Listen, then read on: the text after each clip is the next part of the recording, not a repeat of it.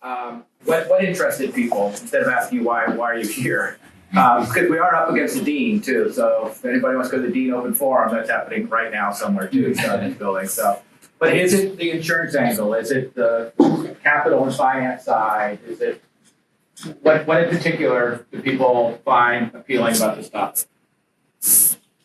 I was working in energy insurance prior to coming to Energy insurance. the FIWA school, and so I was curious when my side was insurance energy. I was like, oh boy, this is working on where I was working. All right, you might be disappointed, but we won't talk about necessarily that side of things, but there might be a bit of that. You can lean on your expertise. I'm sort of coming in from the MBA programs. I'm interested in sort of finance and climate resiliency, climate adaptation systems. Yeah, well, you will not be disappointed.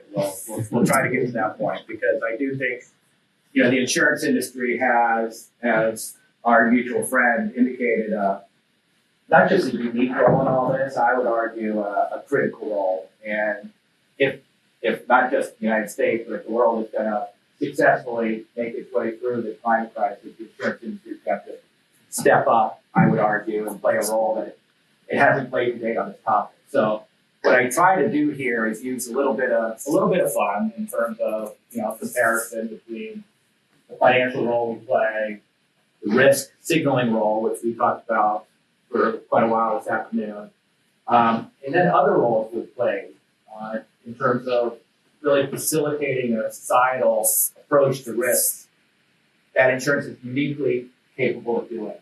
So I'll talk a little bit about all these. I would really urge and beg you to ask questions, challenge me, bring in your own experience on this, because one of the reasons that I found so interesting about becoming part of what Duke is doing on climate is the ability to talk to people from outside the insurance sector, right? So, I sit in my basement and do Zoom calls all day long and talk to too many insurers. So hearing other voices is really one of the reasons I'm so excited about becoming part of this discussion with y'all. So please don't hesitate. Can we go to the next slide? First slide. There are only a few slides, so I can do it. Yeah. I'm fine. I just do this one. All right. So I think when most people think about insurance, they think about a massive industry with massive amounts of money, and you're spot on. There is a massive amount of money. It's a $1 trillion industry in the United States. It's a $2 trillion industry around the planet. So we do sit on a lot of money, and we do a lot of things with that money. Now, the most important thing you need to know about the money, though, is that for an insurance company, you don't just take the money and invest it in high yield bonds or, play crypto with it or whatnot. The magic is asset to liability matching, right? So we have liabilities as an insurance company that some of them are short term, some of them are mid-term, some of them go as far as 30, 40, 50 years out. So you need to match your investment portfolio to a diverse set of liability exposure. So as an insurance company, the magic, the real unique capability we bring is diversification. Right? Diversification is the only way you can actually spread risk across not just the insurance sector, the reinsurance sector, but the capital markets as well. And the way you diversify is you pick a number of either different geographies, or you pick different segments, or you pick different lines of business and risks to take, right? So this is really ultimate diversification game. So the first role, and you see a lot of publicity these days about insurance companies who are withdrawing capital from wildfire or climate exposed jurisdictions, right? So this role as a risk capital provider is one that gets a lot of attention, as it should. A lot of questions are being asked by people at the White House and elsewhere about why is this happening and what can we do to stop it. But it's important to recognize that we don't have our $1 trillion of capital as a sector only for climate risk, right? And even within climate, the homeowners or the individuals who are really what newspapers are doing the stories about. That's not even the only climate risk we're taking as well, right? When you look at, I try to create this chart. I'm not an underwriter, so I'm not sure an underwriter would agree necessarily. You were. I was on the claim side, so. Oh, all right. Yeah, I thought maybe I get some free advice here. There are so many different aspects of climate that insurance is going to be a critical part of. So this presentation doesn't focus on it, but there are so many, particularly in this side, the new technology and the new risk. There are exposures that we don't have 100 years of actuarial experience on. We're going to have to create proxies necessarily to be able to insure some of these new lithium batteries that are massive and are fueling these trucks that are just enormous. I mean, there are already market issues in California, and we can talk about that as well. But there are so many different ways an insurance company can allocate its capital. There are so many different returns to be expected that it has choices, right? And that's kind of the point here is that capital, like capital, tends to flow to the highest return. So within the insurance sector, insuring homes in California that might be wildfire exposed is compared to, how much can we do in solar or biofuels, or is there money being made by insuring carbon credits, or it's a competitive, even within the company, they're competing for capital, right? So these decisions about, pulling out of particular markets because they're not profitability are complex decisions to begin with, because there are so many different places we could place that capital, right? And that's the whole point of this first bit.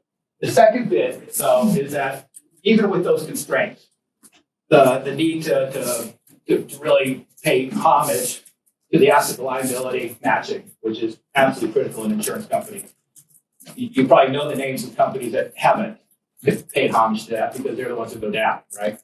But even with that, the insurance sector has been one of the most, one of the early actors, shall I say, about committing some of its capital to advancing climate technology, in particular green technology.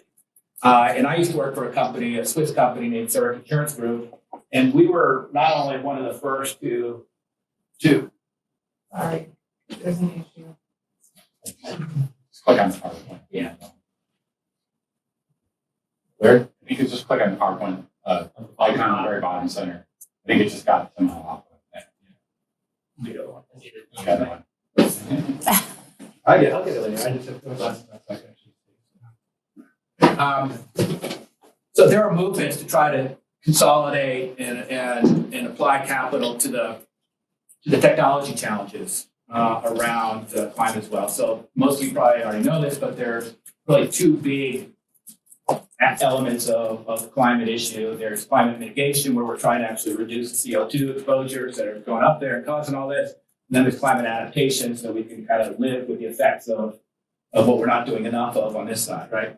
So the insurance industry, as well as other institutional investors, so again, keep in mind that if we have money that we're going to keep for 30 years, we have this asset to liability matching kind of religion within the industry, we're sitting on massive amounts of patient capital, right? So we're not a hedge fund. We are not looking for 20% returns. If you look at most insurance companies out there, 3 or 4% return on an annual basis on their portfolio. So that shows you that they have patient capital, which is what's needed in this space, right? So insurers, pension funds are some of the earliest to go out there and say, we're gonna dedicate X billions of dollars of capital to funding green technology, and it's been successful. In fact, at two COPs ago, Committee of Parties, right? So COP 26 in Glasgow, and all the negotiators came together and did nothing. The finance community kind of stole the day because they created something called the Glasgow Financial Alliance for Net Zero and amassed under them commitments of $100 trillion over the next 30 years to fund green technology revolution. $100 trillion. So money isn't the issue with the transition. It is not access to money.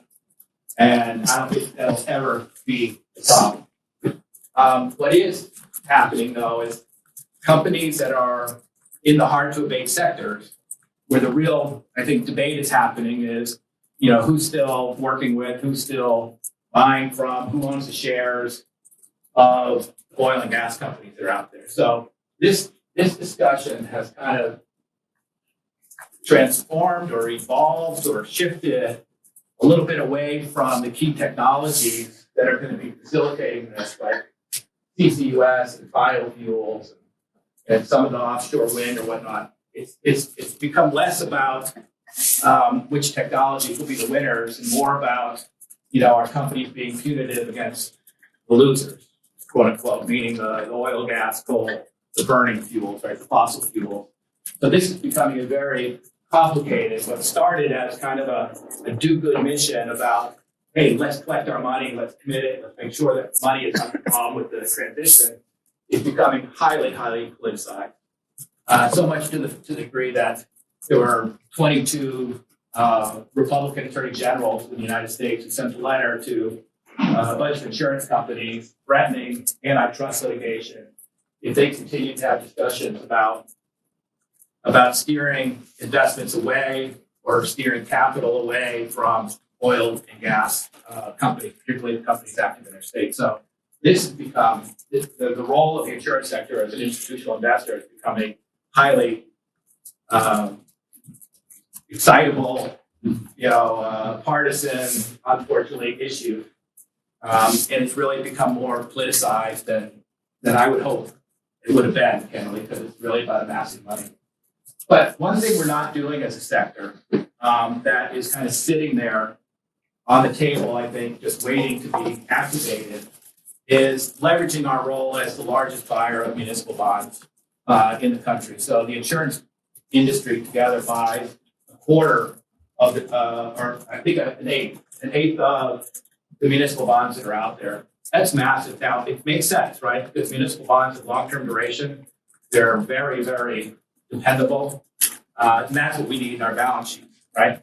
But if those same municipal bonds are being used to build in places that shouldn't be built, or being used to build a bridge that is going to be wiped out in a rather short term, we're kind of missing a trick, right? We're buying in one hand, and then we're going to have trouble insuring with the other hand.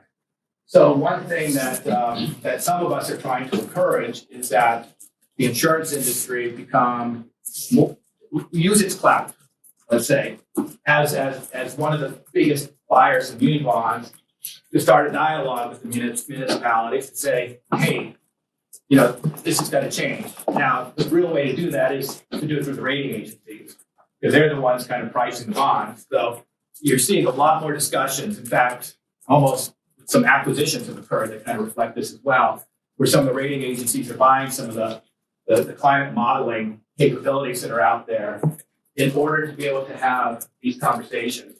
Now, what's really fascinating is if you look at other attempts in the housing sector in the past to encourage private sector investment in the housing sector, the low-income housing tax credit is something that's been quite successful in attracting capital. And the insurance industry actually stood up an organization 25 years ago to collectively purchase low-income housing tax credits projects.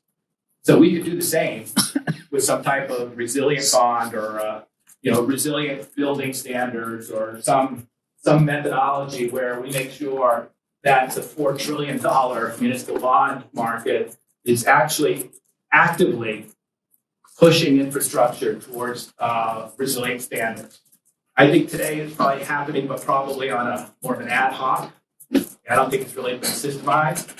And one of the things that I'm trying to do is catalyze a conversation within the insurance sector about what we could be doing with those eighth of the $4 trillion. So what we $500 billion. That's a lot of financial clout. You mind a quick question? Please. Is that a natural way in which they could exert an influence, or would there be some accusations of a conflict of interest or some collusion or something if they're buying municipal bonds on the one hand and somehow influencing the way in which that money is being spent? presented naturally. Is anyone here from law school? Antitrust division? I don't think so. Sorry, have- I don't think so. And I think the rating agencies are coming around on that as well. And one of the things you're gonna either hear me say over and over again, or I'm gonna forget to say over and over again, so I'll start saying it now. And that is that, one of the challenges we face is that right now, we just asked a question. How many of you know that you have like an express, like you're paying for climate change through something? Like that there's either a climate surcharge on this or that. How many of you know that you're being charged for climate change on something today? You mean climate change mitigation or just Something. What is it? So I'm from Portland, Oregon, and so when I pay my electricity bill, they have an option if you want to add a little bit of money Oh, to yeah. use renewable An option. energy. So it's an optional thing. I don't know how many people opt in, but it's a In great. Portland, thing. probably a lot, right? I hope so. Yeah. But it's optional. It's Right. optional, yeah. Anyone else? See, that's the issue. Right. So right now, the insurance industry is primarily, in fact, maybe we'll just jump right into the Canary growth. The insurance industry is really the only one holding a mirror up and saying, there's something going on here, right? There's a market failure coming upon us. And what that means for an insurance company, ultimately, when there's a market failure, is they abandon market. And one of the reasons that's happening is, our ability to play our traditional societal role is becoming muted. So I don't want to say it's irrelevant, but it's becoming harder and harder to play. And this is the discussion we'll have about that. So, do people know what canary in a coal mine means, or is that so old that I know you would, but Thank you. They would literally bring a canary down the coal mine, and when this thing started to cough or keel over, the miners would get the hell out of there because they knew there was gas or something was coming their way, right? So the insurance sector, in some ways, plays exactly that role. Like we understand the risk is coming before mere mortals understand it, because that's our role in society. We've got the data. We're putting lots of $1 trillion behind calculated bets that are built into 12-month contracts that we are going to take risk off of someone else's balance sheet and put it on our own. That gives us an understanding of patterns and trends and new risks that emerge. And our ability to take that knowledge and then incentivize the type of behaviors that are required to live with that risk, to manage that risk, is tried and true. We've been doing it for hundreds and hundreds of years. I'd say, I think probably the first example is when we were kind of, this was Lloyd's in the coffee shop, and the shipping, that's really how insurance started. And we would have messengers that would get news to London about the pirates in the Malacca Straits before anyone else would, right? And that would then dictate where they took the ship, right? Risk mitigation, right? And we incentivized them to go a different way. And if they still went through the Straits of Malacca, we'd charge them more. So this is inherent from the beginning, right? And it's worked from the beginning. But with climate, it's a little different. And I would argue there are multiple reasons for it. One is the temporal mismatch, meaning we are selling 12-month insurance policy, 12 months of risk. Climate change, yeah, some people are going to feel it in the next 12 months, but most people are not. Most people are going to feel it in the next 12 years, next 15 years, 20 years. That's where the real structural changes will happen, is on a much longer term. So our ability to capture in a 12-month policy 30 years of climate change, how your community is going to look different, feel different, how your risk is going to be, we just can't do that. We don't have the technology to do that, and I don't think regulators would allow us. So there's a mismatch between the transmission mechanism we use to send you risk signals and the risk itself, right? So there's noise. There's, of course, regulatory noise. What that means is insurance is regulated state by state, and it's heavily regulated state by state to the degree that, and I don't know how many other products are subject to the same type of regulation, but in most states, we would go to the commissioner and say, Commissioner, please, here's my policy. What price should we charge? Please approve it. Honestly, I mean, I don't know if they get on their knees necessarily, but it's pretty close because the insurance commissioner dictates price in terms of most insurance policies in the country. So imagine risk is going up, price of risk is going up, and your constituents, quarter of the insurance commissioners are elected, come to you and say, oh, my prices are going up. Well, I mean, what do you think the commissioner is going to do? Side with the insurance companies who bring in a bunch of actuaries and, smart people like this room is full of and make the case about why the price is going up, or, these disaffected pensioners or single mothers or, all these truly disaffected populations that have really good case to make. So there's a balance that happens at the state level on pricing that is more about politics than it is about actuarial science. Again, another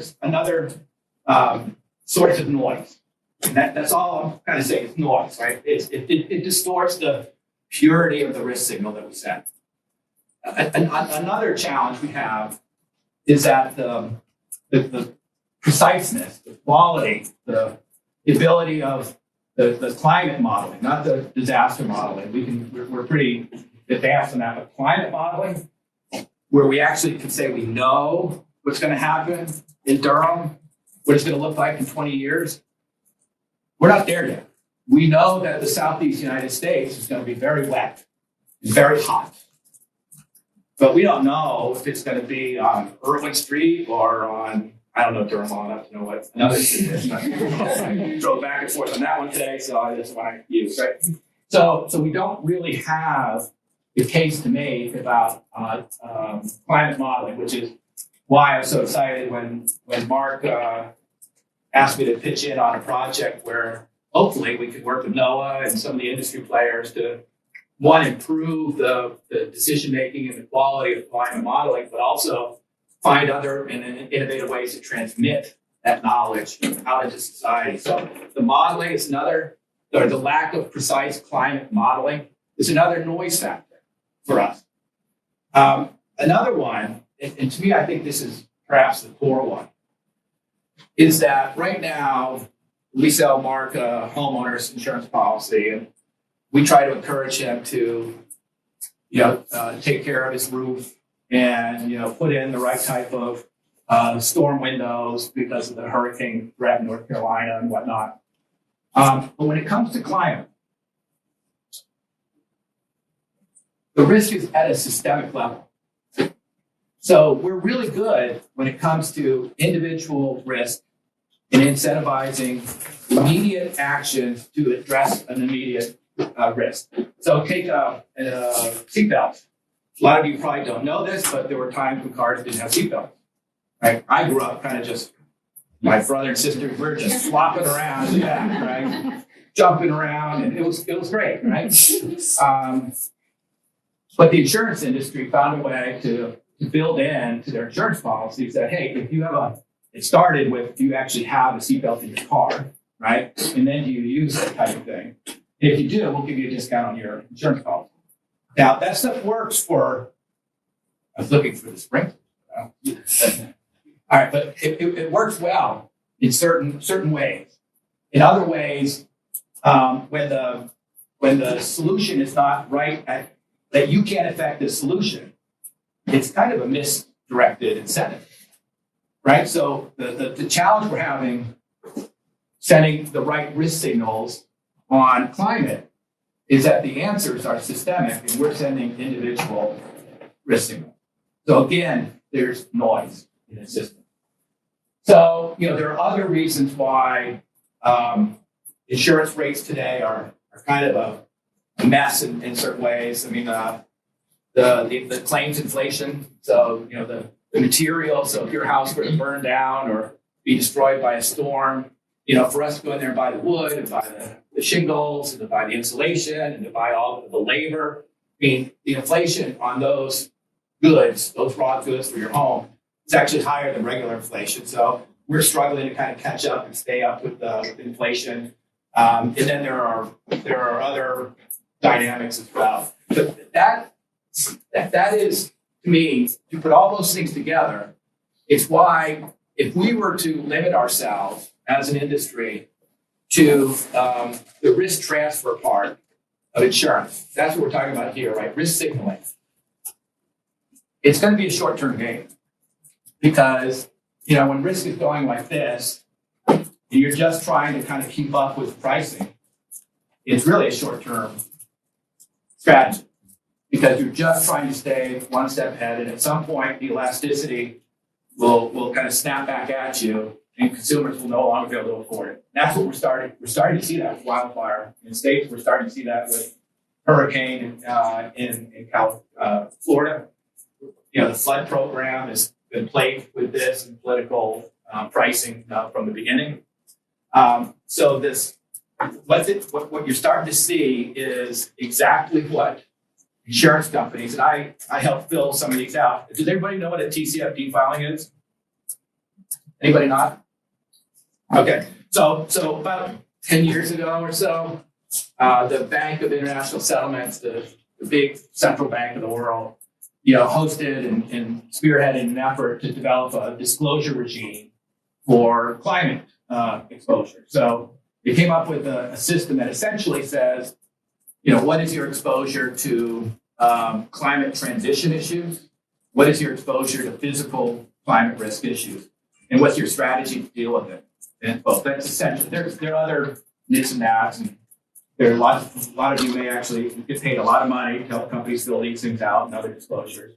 But what the insurance industry, and I've gone in and I've looked at probably 25 global or major insurance company filings to confirm this, and they say almost the exact same thing. And that is that physical risk doesn't affect, we're not concerned about physical risk, which is a bizarre thing for the insurance company, right? Because we're actually insured. Because we have 12-month insurance policies that we can either reprice or withdraw our capacity.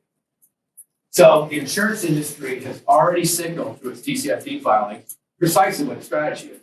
And its strategy is, we're gonna play this game as long as we can, and then we're gonna withdraw. At the last, to get a little technical here, last reinsurance, so insurance companies also buy insurance.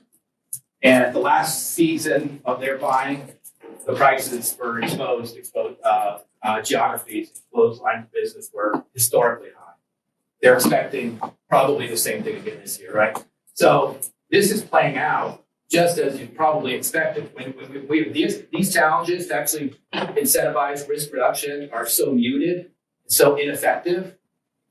And we've said that our strategy is simply to price it as long as we can and then withdraw capacity. We're seeing this. It's happening now. And these last resort type of mechanisms are when government steps in and plays, a risk-bearing role. And personally, I'd say that has worked in some cases. In other cases, it hasn't worked. If you look at Florida, it's a totally dysfunctional insurance market. North Carolina actually has a very effective one. So it's not like it's a one-size-all or they're all exactly the same structures. But there is a distinct possibility. I've asked smart people in my company to answer this question, and they refuse to, which tells me they're smart. And that is, in 10 years, how much of the U.S. property insurance market will actually be government run? My guess is 30%. 30% of a massive market will go into the government hands, out of the private sector. Put aside your political philosophies, that's not good. Because governments are already struggling. There are already budget issues. There are already fiscal challenges. The protection gap we don't talk about is the pension gap. And that's largely a fiscal one at a government level. So this is not a good time to be starting to say, okay, let's take the financial exposure of climate change and put it on government's books. So this is the canary bit. And I sometimes have another slide I use here, but I was worried about triggering somebody here. So on a university campus, so I said, no, I won't show it. But, the canary's there for a reason. Right? And when the canary does its job, it doesn't get back up out of the mine, right? And as a 30-year insurance guy who truly believes in the social role that the industry plays, I'm petrified that we are not going to be there to help society cope with climate through the technical knowledge we have, the expertise, the mechanisms, the money, everything we bring to risk. I fear because of these muted signals, our muted ability to actually reduce the risk through our traditional incentives, and the fact that we've already kind of shown our cards on this, so exactly what we're going to do, I fear the insurance industry's relevance to the climate issue will wane over time, which is why I try to be a bit of a pain in the ass and try to raise these questions and try to suggest that maybe there are other ways, which is the last slide. But before I go there, any questions about the canary? It's pretty canary though, right? Beautiful color. So, Catalyst. This is where we have an incredibly proud history, and one that unfortunately not enough people know or remember. Can you see it all? So let me go back to what I say are the easier incentives. The fire escape. You all probably think these aren't fire escapes, these are like balconies, right? These are actually intended to be, if you can get out of a building during the fire, you use fire escape. Sprinklers in buildings, which they didn't used to have. Seatbelts. Again, these are insurance industry promoted risk reduction tools that kick in right when the risk happens, which is why it's down here. I know I have a bunch of academics here, so I'm trying to spice this up a little bit. So the distance from the exposure, the complexity of the intervention. These are all actually pretty straightforward. They're pretty simple and they work, right? So we can actually keep insurance prices low enough that they're affordable because we can get people out of buildings. We can put fires out in buildings and we can keep people safe in automobiles. When you start to set standards, which are a little different than a seatbelt, right? A standard is now it works on a piece of paper that somebody hopefully does something with. So we've done that as an industry. Fortified standard, it's actually a phenomenal building, like a building code extraordinaire. And those pictures you see after every event of that one house that looks pristine, guess what? They're fortified, whether it's multifamily or individual homes. So the technology is there. We can build homes that withstand hurricanes. We can build homes that withstand wildfire. We can build homes that withstand flooding to certain degrees. But it requires, not only the type of homes that the Institute for Business and Home Safety are kind of documenting can be done from a science perspective. You need building codes. And third, I was going to actually ask this question, but I see I put the answer up there, so I'm not going to ask. A third of the country, 1/3 of the country operates with enforced, meaningful building codes. 2/3 of the country don't really give a damn about building codes. 2/3, that's 200 million people, right? Even I can figure that one out, right? With 300 million, 2/3 of that, 200 million people live in communities and live in parts of the country where building codes either don't exist. Houston, they don't exist, or they're not enforced. Now, how the hell are we going to withstand a natural force when 2/3 of the country are building willy-nilly anything they want, anywhere they want, just about, at any level of quality? So this is another area where the insurance industry has been active. We're trying to lobby communities and push for better codes. Where we got really serious, though, are these two other examples. So in 1892, go back a little bit here, there was a World's Fair in Chicago.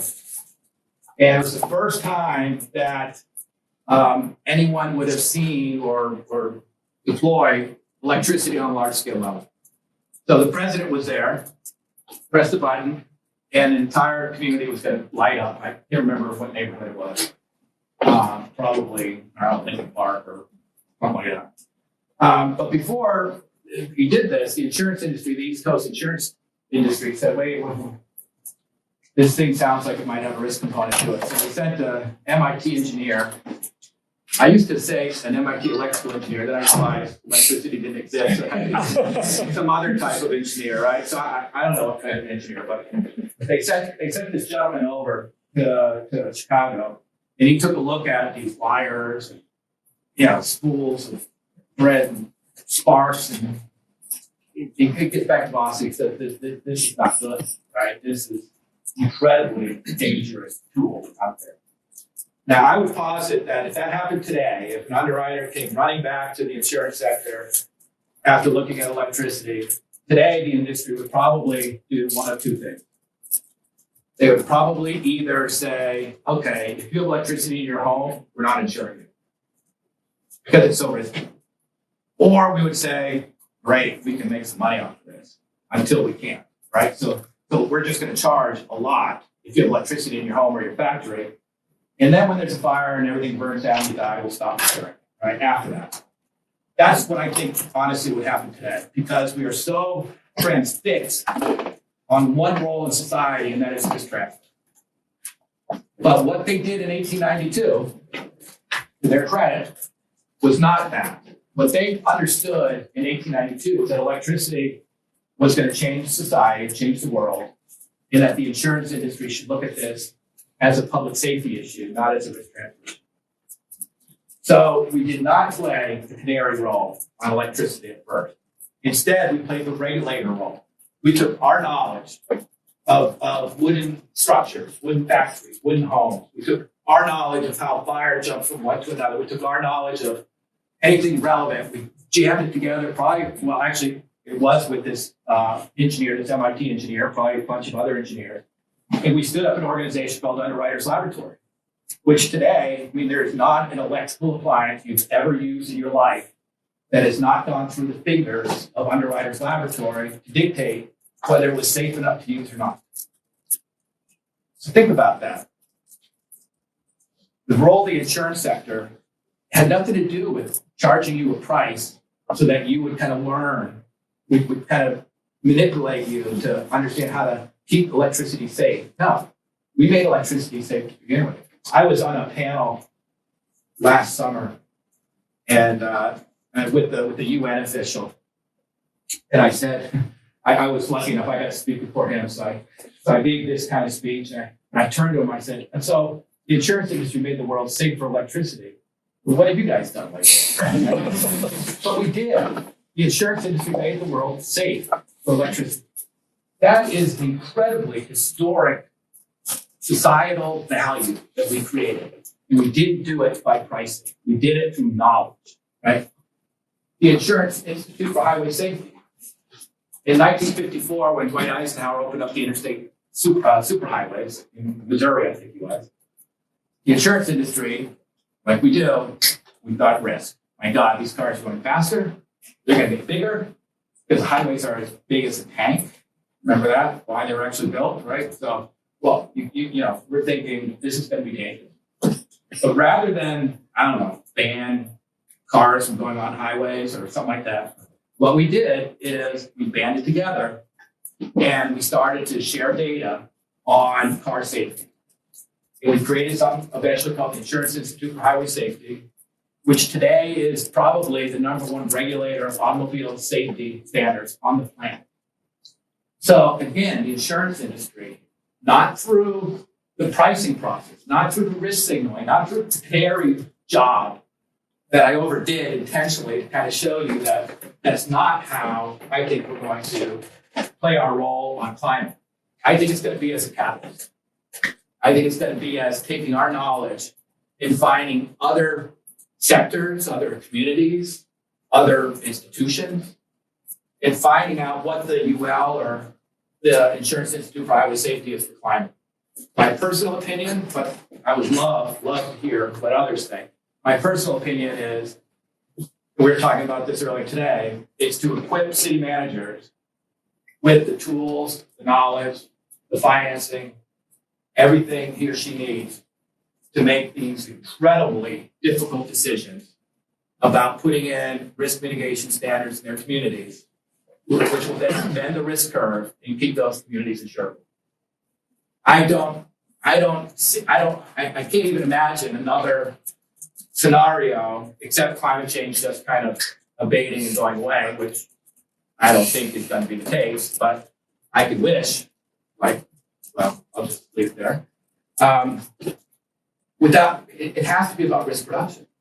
And those decisions are inherently local, right? This is the big difference with the technology and the risk mitigation side. You can amass $100 trillion in New York or Singapore or London or whatever financial capital you want, and then allocate that capital out to this investment.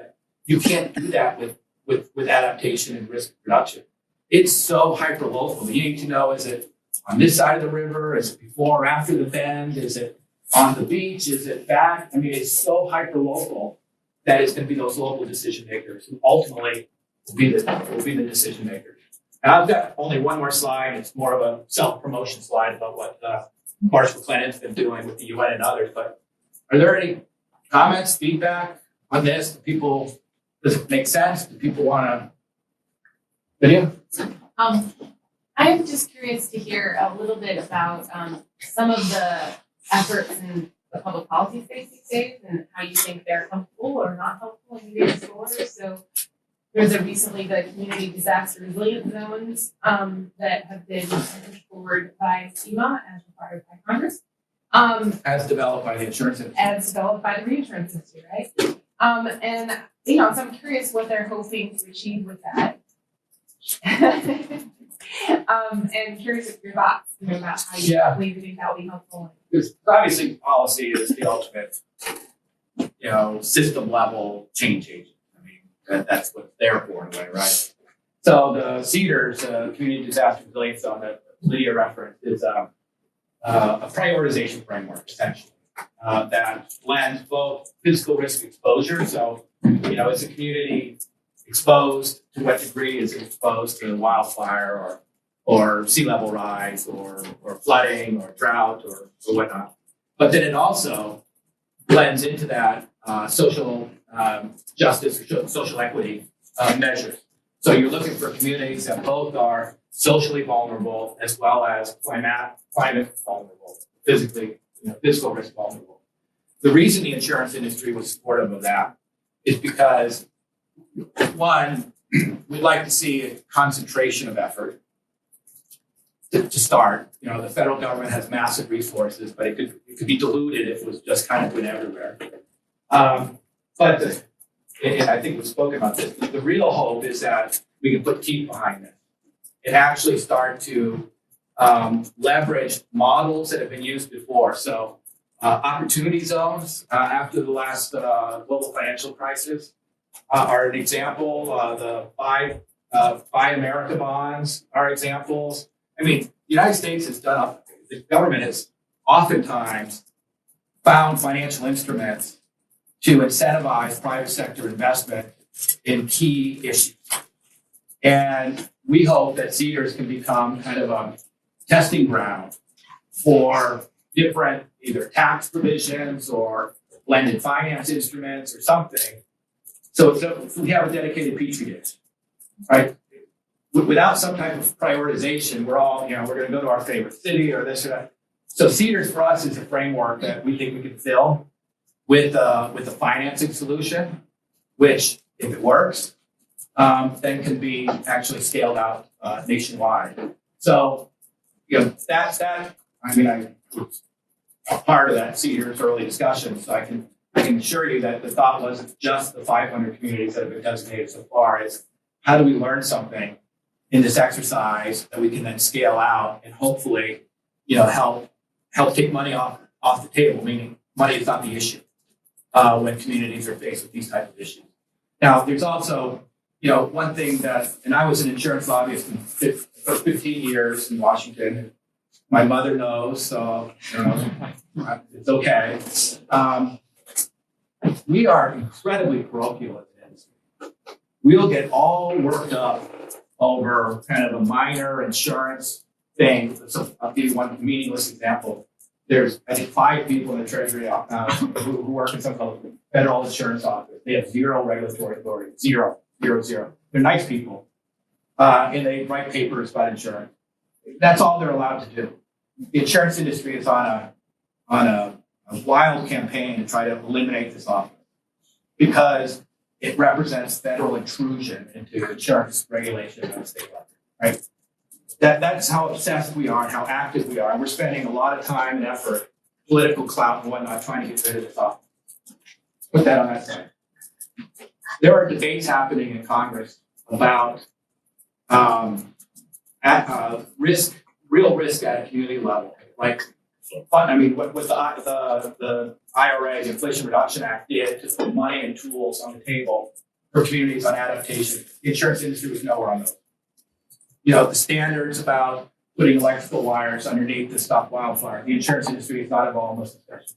We are not actually involved in land use discussions at a community level. We do not engage ourselves as a sector in those system level drivers of risk. I don't know why. That's where the debate is happening, though. It's not happening over whether the FIO exists or not. I mean, it's meaningless. So, yeah, I think the insurance industry has a lot more to offer, but it needs to be somehow cajoled into that system level thinking, which just isn't there. I mean, it's in our psyche and in our DNA to think of you as a policyholder, right? One individual, and how can we incentivize and protect that one individual? We just don't naturally think at a system level. So just to follow up on that, so that kind of sort of organizational, cultural, behavioral change that you're describing is incredibly difficult to achieve. And so I'm just curious about, efforts that are in place to do that, or, any hope that you can give us that there's actually a trajectory there that's realistic for the insurance industry. Yeah, there is. There's hope. I have anecdotal evidence, which I know academics love anecdotal evidence. One example. So last year at the COP, at the Committee of Parties, COP27, the big climate negotiation in Egypt last year, was the first time ever in the COP that in the official COP communiques, insurance industry was referenced. First time. And we are represented right alongside private investors and government as key players, key finance players on adaptation, which is spot on, right? First time. So to me, that's an indication that the world is starting to recognize that the insurance industry, one, has a role to play, and two, better step up to that role, right? So I think there are expectations and expectations being set on a global level that weren't there 2 or 3 years ago. So the year before that, I mean, like I said, there was no insurance reference, right, ever in a communique. And it's responded. So this is one of the projects that I work on, right, with a group within the UN called the High Level Champions, who are trying to drive this insurance campaign to get more active.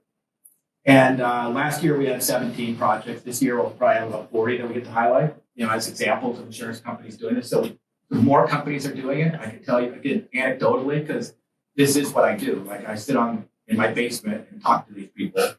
Yes, always in the basement. And there are more and more people doing it, right? And there are more and more people that want to work with us.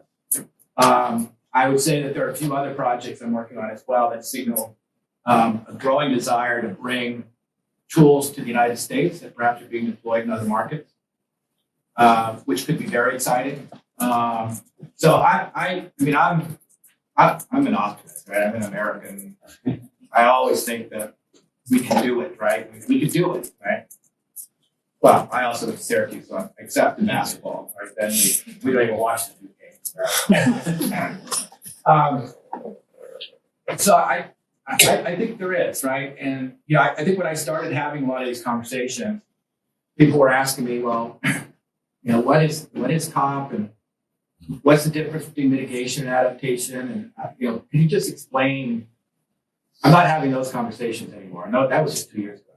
So I think that there's been a maturation in the discussion within the insurance, and I host these monthly insurance industry calls as well, which are very frustrating. But when they're good, they're really good. I mean, there are some real dialogues that happen occasionally on those calls, where people are really starting to internalize, well, wait a second. Wait, if it's not us, who's going to do this? Who else has the capabilities we have? Nobody. Banks look at risk in a very, very different way. The hedge funds create risk, right? We're the ones who have these magic potions, right? And we're not sharing. And I think that is starting to catch ground. So you showed in this examples of the UL and the other ones you set up help the industry in a sense, because you're kind of a overseer of what the standards should be. There are so many systems out there now and approaches to the climate change issue of carbon dioxide. Could you not set up a system that basically would be a clearinghouse to say that these approaches have to be done on a kind of an annual basis, looking at this? These approaches have some merit, and these are snake oil. They don't really work. They're overly costly. They're just functional. This would be a Herculean task because there's a number of approaches, but you could probably, if you say you have the ability to do this, you may be one of the few that can basically set up something and say, we're not picking and choosing because we like one or the other. We're picking and choosing because these work and these don't work. So the answer is yes. And in some ways, that will be our standard function. So, for example, are you talking about carbon offset projects or technology generally? Carbon offsets? Well, there are verifiers, right? Yeah, but some of the, Yeah, on the carbon offsets, I don't know if that's going to be where the insurance industry kind of leans in. I'm not sure that the risks that they're trying to quantify there are the risks that we're comfortable with. Some of it is efficacy, some of it is regulatory, some of it is, fraud. We have a lot of clients coming to us to insure carbon offsets. What we're finding is that there are so many different things that could go wrong with a carbon offset project, kind of to your point, where it probably does go wrong in most of them, right? That there's so many different types of insurance that it's wildly expensive. It doesn't make economic sense. So what aspect of this on the other side would you work on then? So on the technology side, we could look at, and I don't think we're there yet, but I don't think we're far. We could look at the types of facilities that are doing carbon capture and sequestration. Because guess what? That's actually not a new technology. That's very similar to the extraction that happened, right? Now we're going to put something back in there. So we could set standards on CCUS facilities. We could set standards on blue hydrogen type of generation. That is what insurance does in the commercial sense, right? We will look at best practices. We will get the engineering down, and we'll start to on those type of individual technologies that are being manufactured. We can play that role, that our traditional role, because we can learn what those technologies are. But we're going to need some type of proxy. This was kind of referencing earlier. If we don't have experience with the risk, we're going to be shy to put capital behind it. So we're going to need some proxy or some test cases or whatnot. And then we can set the standards for a lot of the safety standards, right? And the riskiness of the facility, not so much the riskiness of blue hydrogen being the ultimate solution, but if you're going to create a blue hydrogen facility on the coast or something like that, we will absolutely set standards on how those facilities will be run. So I think on the broader technology front, there's going to be fits and starts, and we're going to be better at some than others, because some are going to be, going back to my first slide, some will feel more like old risks in new packaging. Others will be totally new risks that we are going to struggle with. But I think there we will be enabled. In what types of ways has the insurance industry worked with sort of certain sectors that would be most affected by climate change? So, for example, agricultural players. How has that collaboration looked like, or if there hasn't been any, why not? Yeah, there's been some. Absolutely, there's been some. In the United States, it's difficult because there's a crop insurance infrastructure in the United States that is not very innovative. Let's put it that way, right? They don't like seeing new products and changes and stuff like that. So it's been a bit of a challenge to find a way to integrate the insurance incentives into regenerative agriculture practices. There have been some really, really wonderful thinking, but I haven't seen a lot of it put into play in the United States. Where it is starting to actually have an impact in the developing world. So, there are lots of microinsurance programs that are there for smallholder farmers, commodity programs. There are, when I was with Zurich, we worked with Nestle, which is a big Swiss company as well, or Nespresso on some coffee programs for coffee growers. So it's interesting. I think there's a much better developing world answer, which is very rare for insurance. Right? I mean, the penetration levels are so low for insurance in emerging markets that we are generally irrelevant to the GDP or the economic activity in a lot of developing countries. Microinsurance is an area that is very different. We are employing new technologies that make basically policy administration seamless. We're teaming up with the cell phones. I mean, everyone in this country thinks we're the most advanced, with this and that. But my God, you go to some of these developing countries and they've got phones. They live on these phones. They literally do everything on these phones, right? So there's a lot of really innovative work being done with the ag community in the developing world. Just to be clear though, are you saying that insurers in the US are obstacles to insurance No. being a solution? No, I'm saying the government is. Okay. It's a government program. It's a subsidy program with the title insurance. Sorry, Leah. Oh, it's true. Yes. At last COP, the World Bank launched something called the Global Shield. Yeah, I lost it. There we go. Yeah, and so I was wondering, there's still a huge adaptation gap, right? Which Yeah. we address between mitigation financing and adaptation financing. Do you see a role for the insurance industry to bring up something like that? Yeah. Resilience credit, Yeah, which is perhaps. contrasting to carbon offset credit, right? Perhaps, yeah. So the Nature Conservancy has a fascinating resiliency credit project where they're trying to get the carbon offset verifiers to verify resilience credits, and so the concept is out there. You're spot on. There's another concept that the insurance industry is talking within the context of the loss and damage discussion, and within the context of the Global Shield, which is an intriguing one, and that is setting for probably the least developed countries, the LDCs, a percentage of GDP at risk.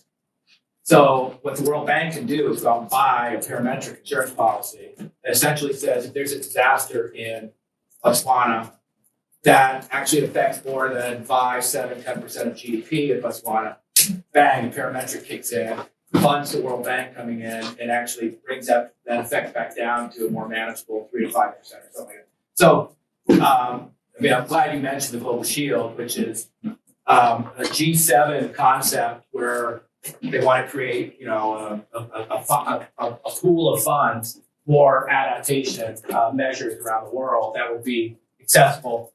If they have decided it's going to be through the World Bank temporarily, because a lot of the world doesn't trust the World Bank. But I'm glad you raised that. Your other question, Becky?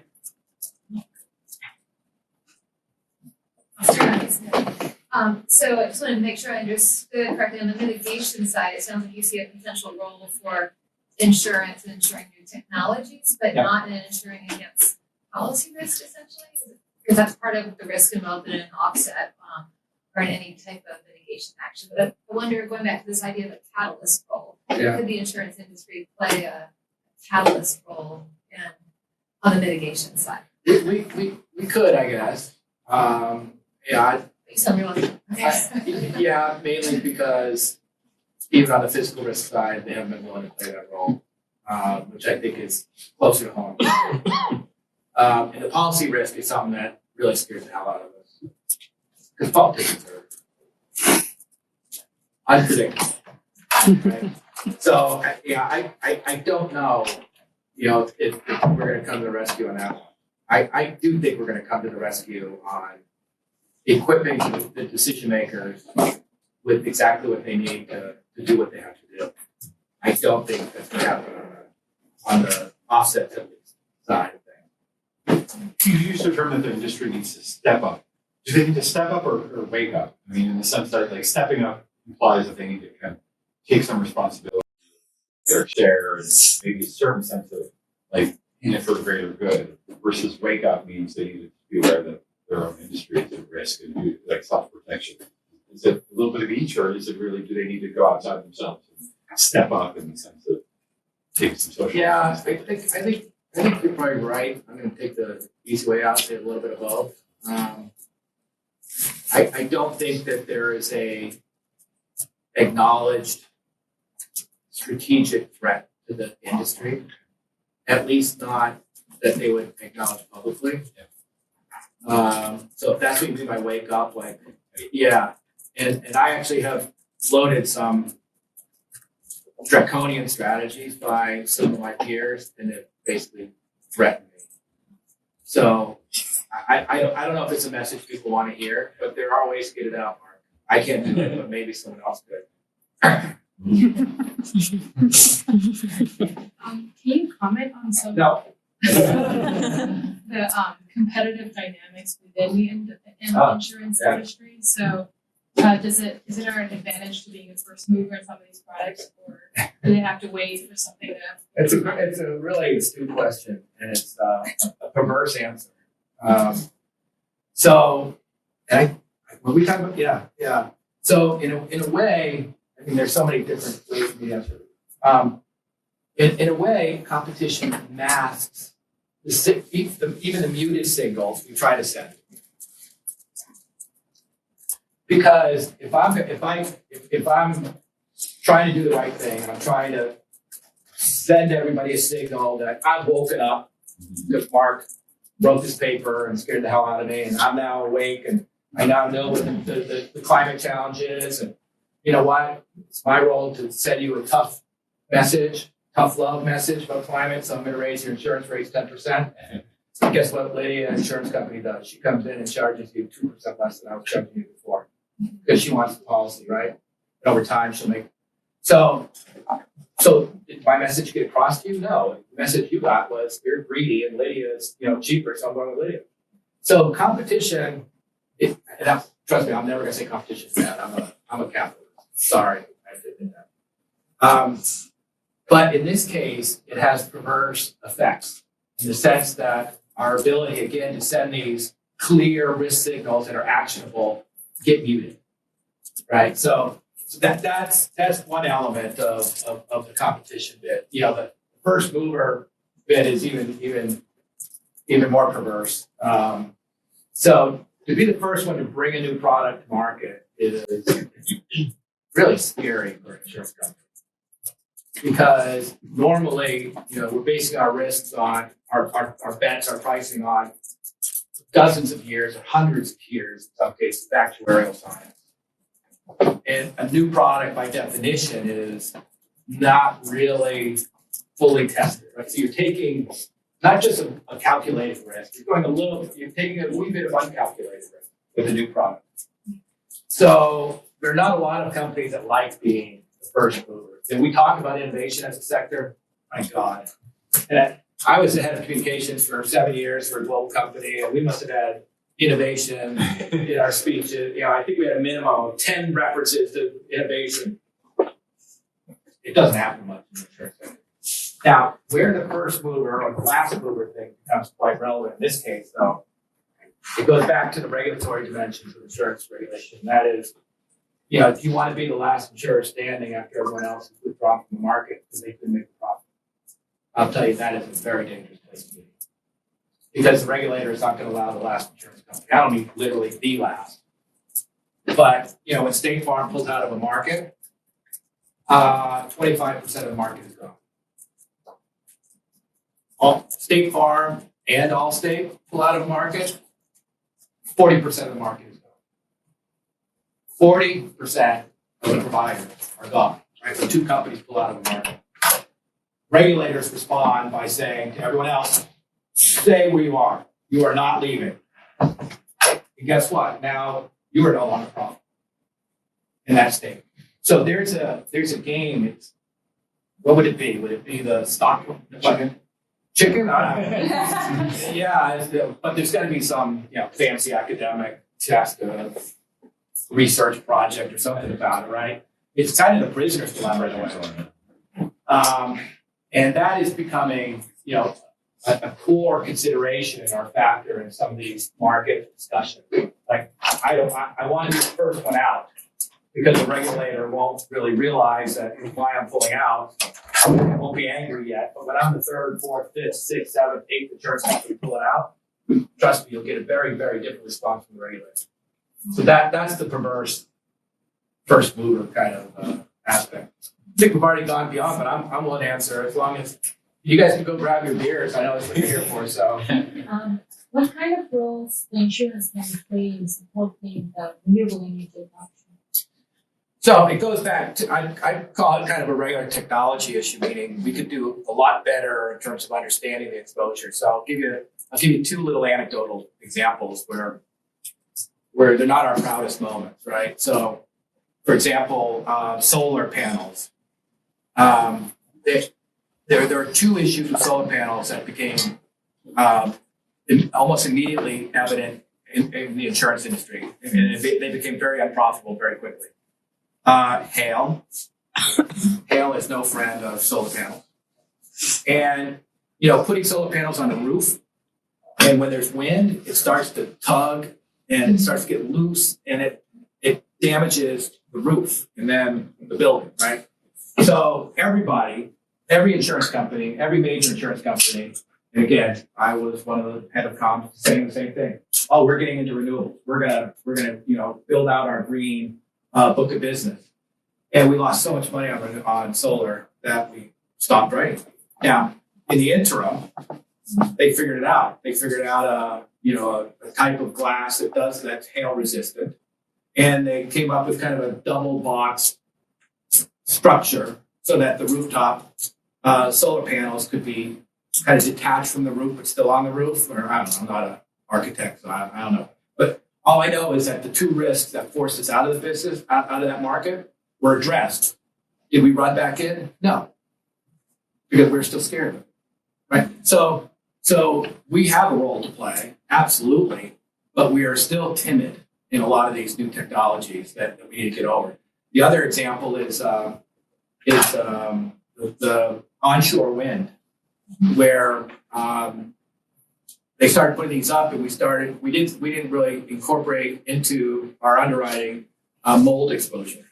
So you can imagine these things are way up there. There's a lot of moisture. People aren't up there cleaning them every day, so you get mold inside, and all of a sudden, they're basically inoperable. And again, we lost a lot of money up front, and really haven't figured out, how to get back in. Offshore now is a real challenge. Getting insurance capacity for offshore wind, again, because we haven't really done. We have oil platforms. That's probably the closest thing we have to it, and we do insure those. But we're really struggling with the capacity, not only from a financial capacity, but from an intellectual capacity. So, unfortunately, there's really no underwriting talent in the United States for offshore wind. So every insurance policy covering offshore wind goes to London. So if some of you want to change that, hey, you're the energy guy. Come on. We're working with the London guys already. Of course, yeah. Of course you are. They're the ones that have it, yeah. And that was one thing I tried to stand up in September on the climate week, was to get the insurance industry to get together and say, hey, why do these underwriters have to have British accents?